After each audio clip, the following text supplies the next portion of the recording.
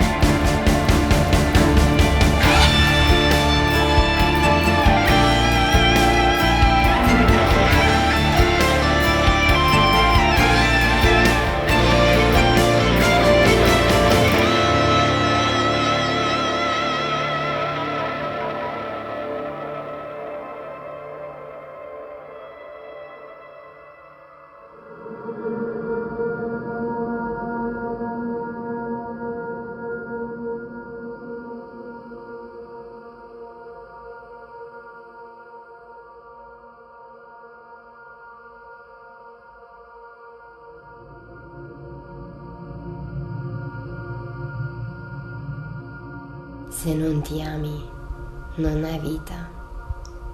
E se non sei viva, non puoi amare.